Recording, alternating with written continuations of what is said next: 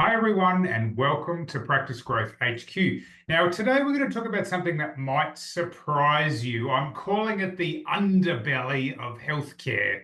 We had a TV show of that name in Australia in years gone by. And the question that we're going to look at today is like, when things get too much, when things don't go your way, what can happen? This is a bit of a cautionary tale, but it's one that everybody needs to hear. If not for you, then for someone in your life. And the perfect person to talk about this is my guest, Dr. Alan Mead. Now, like his father before him, Alan is a dentist, but beyond drilling and filling and all those things that dentists do, he's also a highly accomplished podcaster. So look out, everyone. He established the Dental Hacks podcast in 2014, now called the Very Dental Podcast, with over 4 million downloads to date. And so when you get two podcasters on a call together, listeners, anything can happen. All the way from Michigan. Welcome, Alan. Well, thank you. Thanks for having me. All right, Alan, we like to start with the fast five, kind of quicker questions, quicker answers so people can get to know you quickly. Question one, where did you grow up? I grew up in Midland, Michigan, which is actually where I live right now. You. All right. Question two, favorite book besides your own? Oh, interesting. Favorite book. Oh, that's tough. You know what? I'm gonna go with this one because it's probably the one I've read the most. Kitchen Confidential by Anthony Bourdain. Say that again, Kitchen Confidential. Kitchen Confidential. I have to tell you, it's a great book.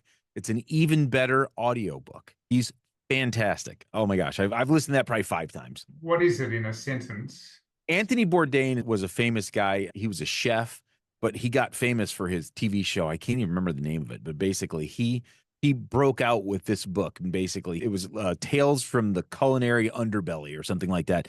Basically, he talked about kitchens, growing up, and like basically being a chef and in kitchens. It is fascinating. It's absolutely fascinating. He's a terrific writer, and he's an even better narrator. There you go. Actually, I was in the US indeed when you and I met up, and I ended up sitting on a flight from Chicago to Colorado next to a Michelin star chef. Nice. Okay. And it was thankfully with time zones and stuff, I was actually wide awake, and we chatted about the chefing world for about 2 hours straight. It was Yeah. awesome. So there Mhm. we are. All right, question three. What's one of your superpowers? I have the gift of gab as a dentist, filling the parts where patients can't talk back or doing monologues on podcast. I'm able to fill time with words. I don't know that it's a superpower. It's probably annoying to some people, but I'm able to do that somehow. So that's one superpower I have. Okay, all right, very good. Question four, something you wish your 20-year-old self knew. It's a great question. My 20-year-old self knew, stop eating the way that you're eating and you should exercise. Get a mountain bike. Okay, there we are. Did mountain bikes exist when we were 20, Alan? In some form, In yeah. some, But like the obsession that I have now with them, it would have been a great thing for 20-year-old me. Yes. yeah, all right. And then finally, question five, something you're grateful for. I'm grateful for a regular day at the office after being off for, a week and a half for spring break or whatever. Like going back to the office and having that be like regular. So it's nice that my office isn't a huge source of drama and it's a regular day. Yeah, good one, good one. All right, well, thank you for that. So, look, our topic for today is what I've called healthcare's underbelly, and I'm not wanting to create too much mystique here. The truth is, Alan and I met at a conference in the US in February, and he's a very accomplished podcaster, and indeed, he interviewed me. And we're chatting, and I said, "Oh, Alan, I should get you on the podcast." And we're chatting away, and well, what are we going to talk about? And he said, and he's been very open about this, which I really appreciate. He said his own 20-year plus journey as a recovering alcoholic. And this may seem, you may be listening thinking, well, why are we talking about this? Because here's the reality in healthcare, and I know this, I've seen the studies. Unfortunately, there are above average levels of suicide, certainly in Australia. And one of the things that makes you listeners a great healthcare professional in many cases is this sense of perfectionism. And the challenge with that is it means you do great dentistry, doctor, physio, whatever, but it also means you can be very tough on yourself. And so, therefore, one of the things that can happen is people will turn to abusing things. So with that in mind, Alan, give us your backstory. All right. So I went to college at Miami of Ohio for undergrad. and I did very well in college. It was not that much of a challenge for me. I'd always been a pretty good academic.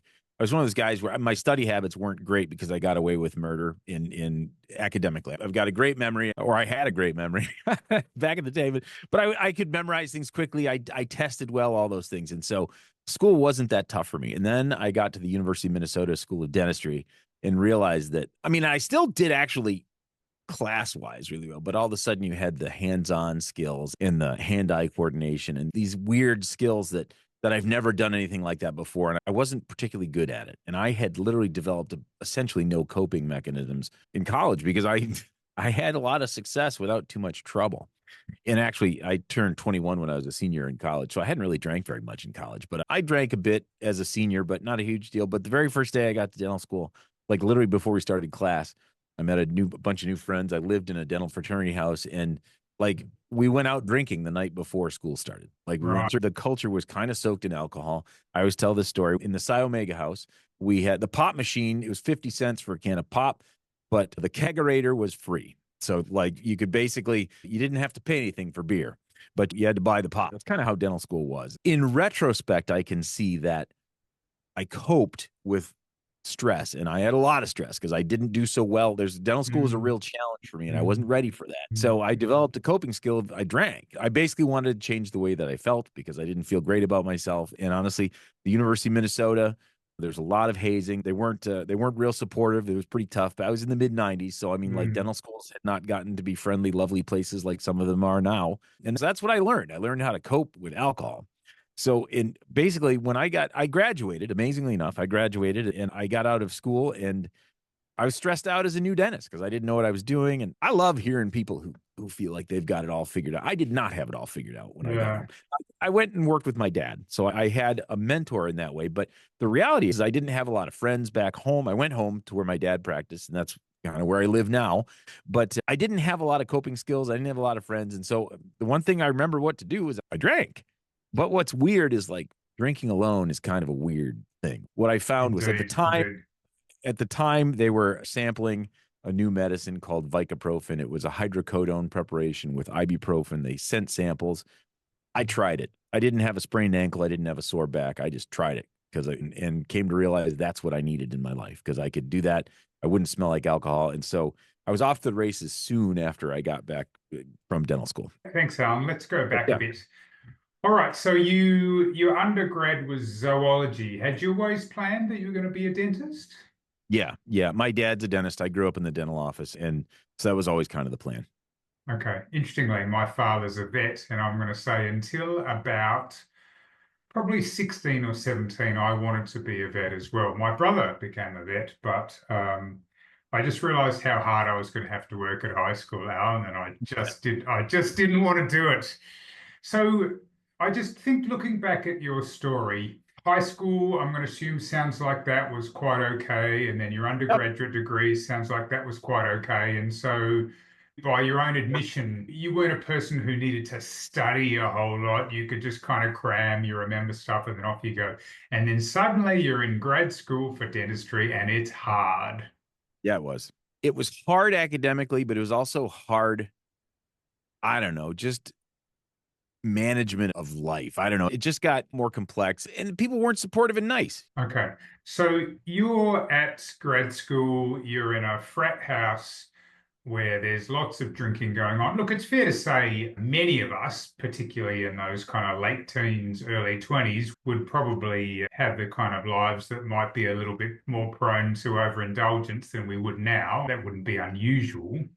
But the one thing for you was that you were sort of caused to stay in that space somehow. Tell us a bit more about that.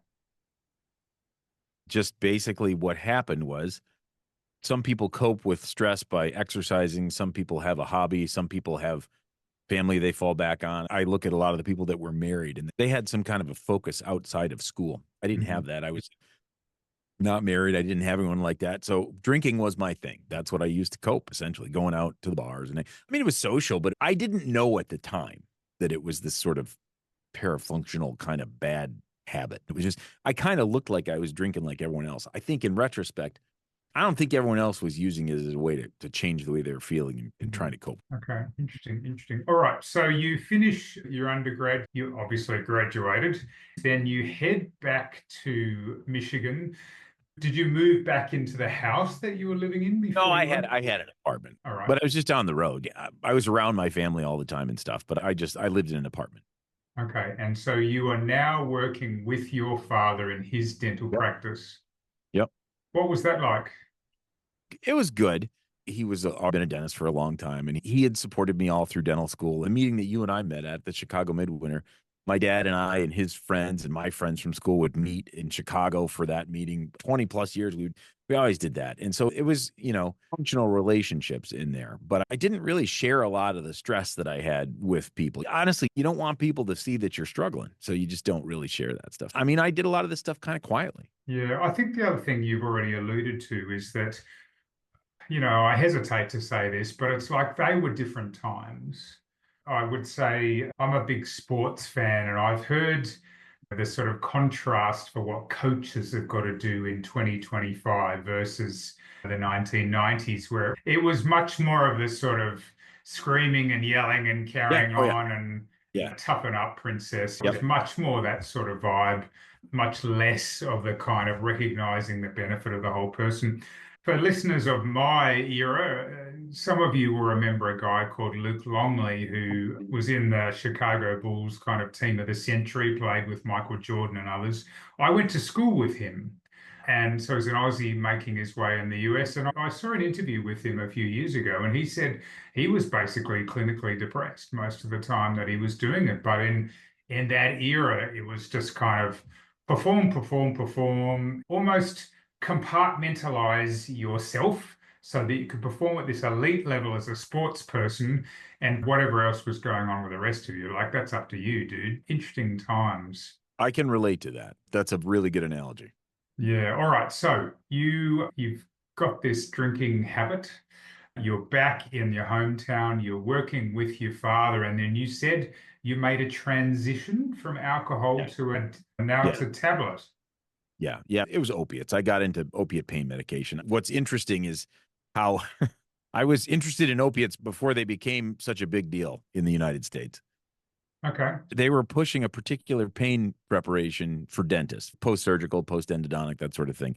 I know that a lot of physicians still are able to get samples of medications and stuff. It's easy for people to make poor decisions, and that stuff is sitting around your office and you're stressed out. And I'm just curious about what it felt like for you taking the tablets instead.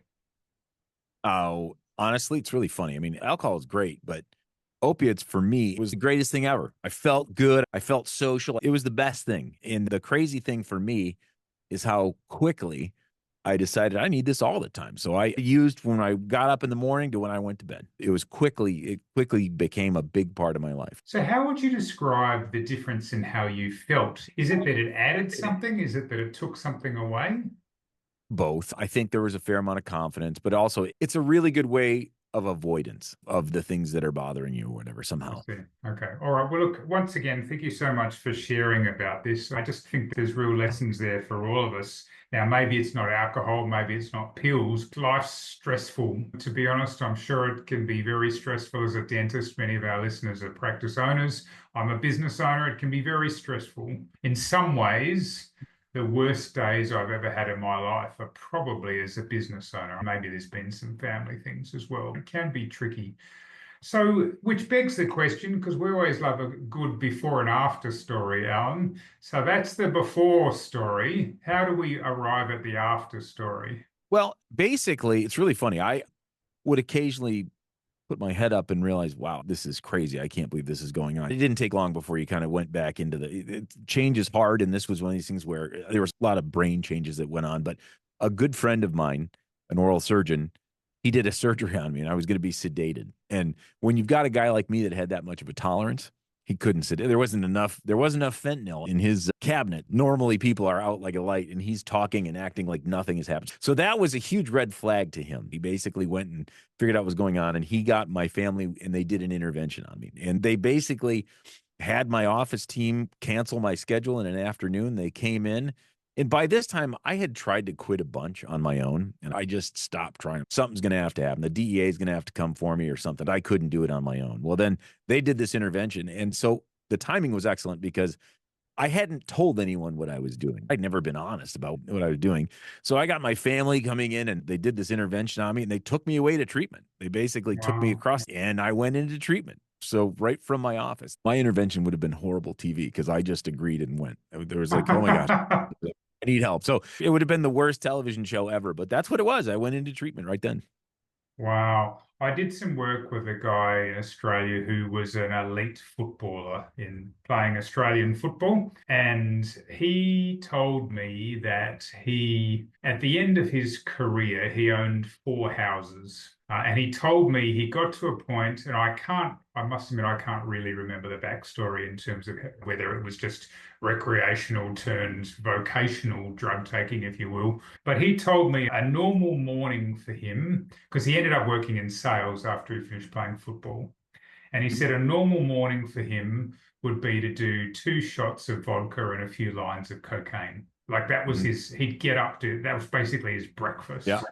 Yeah. And over the course of a number of years, he went from owning four houses from all the money that he'd made from football to being basically destitute. And he said about himself that he had a 10-year period. He said, oh, I don't really have that much recollection of what happened in my life. Yeah. But during this time for you, you were practicing as a dentist and in many ways a fully functioning individual. Arguably fully functional, but Arguably. I pulled it off. I pulled it off. It wasn't pretty and it was wild because you may have people listening to this that are actually doing this right now. It's more common than you would ever believe that people Mhm. kind of have this, the functional alcoholic. I don't know how functional I was, but I was pulling it off. It wasn't pretty, but it was just chaos. Honestly, it was just chaos. I like to think it'd be a lot harder to do that now than it was then. I don't know because I haven't tried. At the time, there was not much oversight at all, and it was pretty easy to do.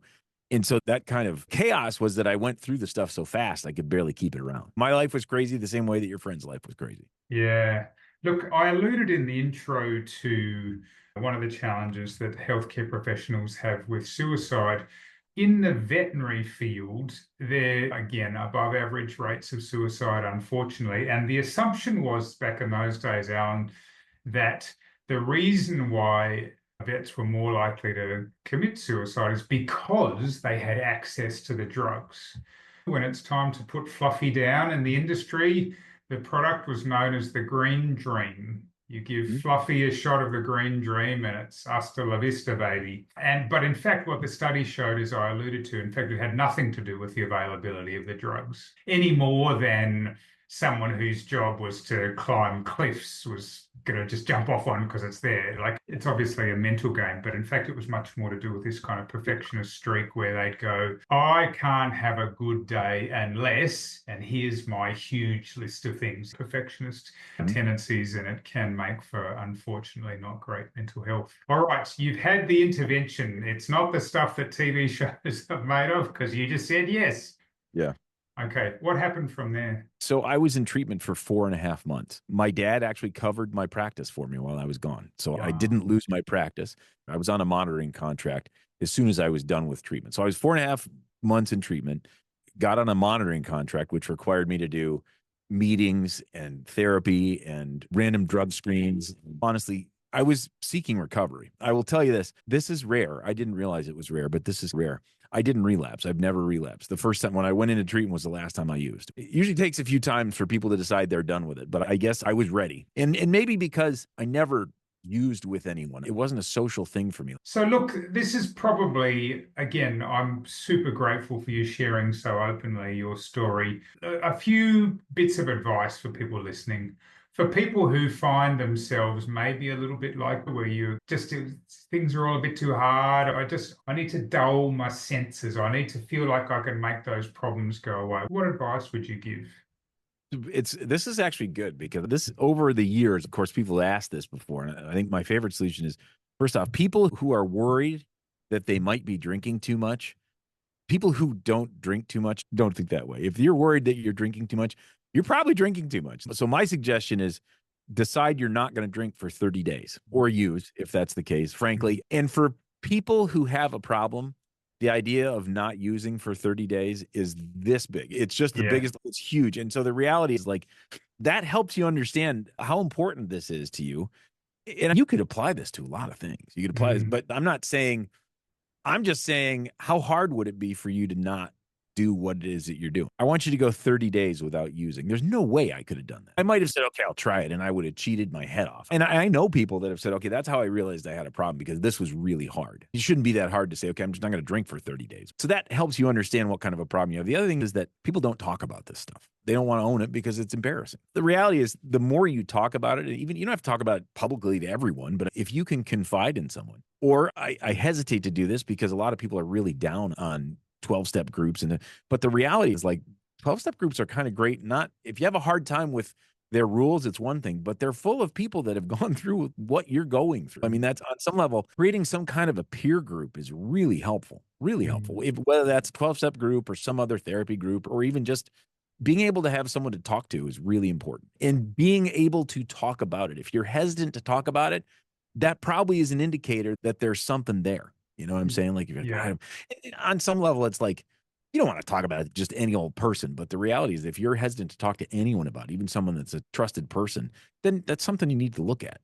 Yeah. Look, a mentor of mine, a guy called Ty Lopez, he made a very interesting comment recently. He was talking about the broad category of therapy.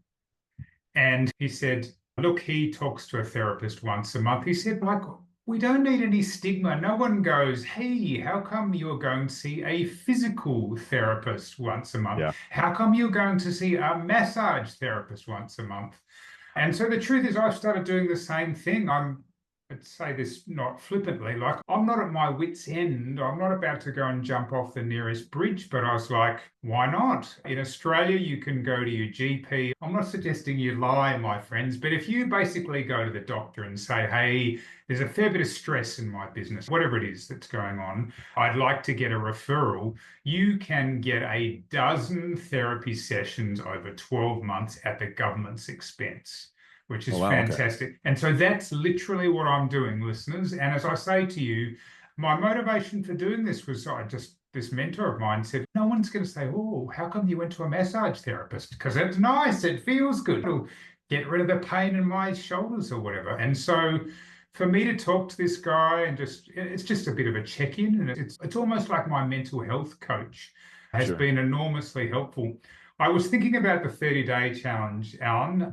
When I was in my late 20s, early 30s, I was a diplomat in Fiji for the Australian government. And we had more opportunities for a tipple there than at any time in my life.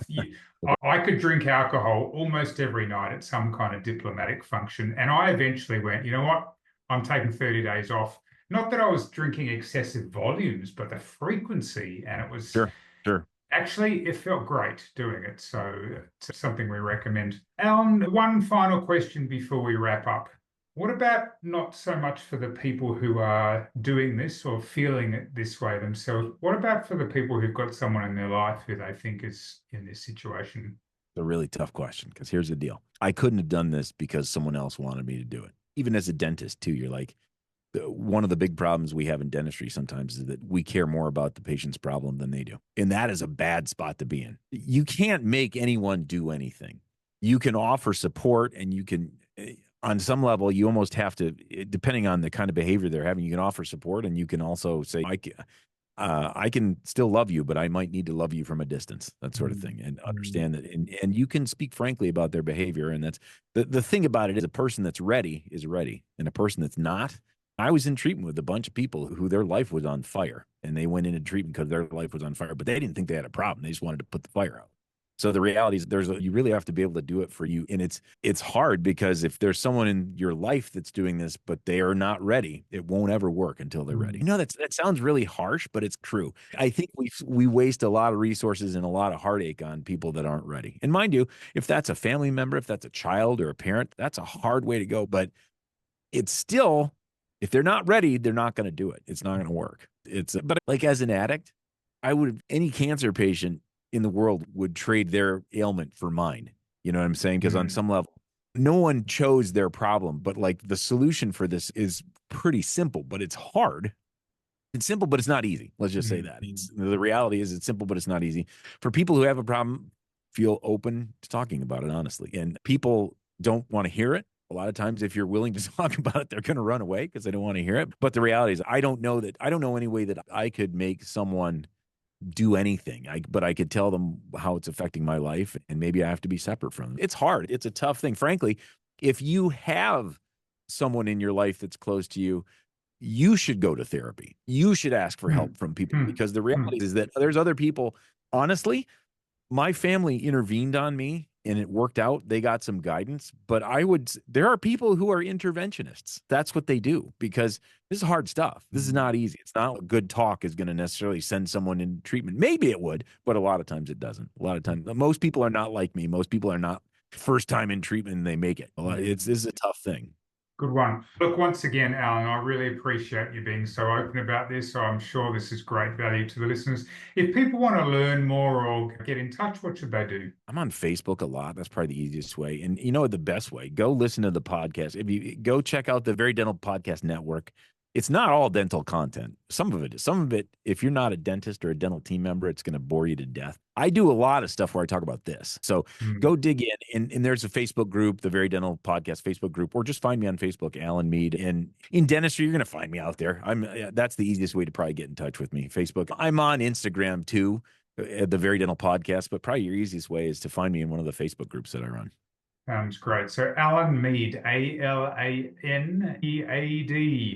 Thanks again, Alan. I really appreciate your time. Bet. You bet. Glad to do it. All right, everyone. It's been a different podcast, hasn't it? And look, I mean, we're here to be of service to you. If you or someone you know is being impacted by this, then we just encourage you to take a step. It's not easy, but just do one thing as a result of today. Finally, if you got some value from our time together today, then I'd really appreciate if you'd head to where you heard this podcast and leave us a review to give us the encouragement to bring you more great content every week on Practice Growth HQ.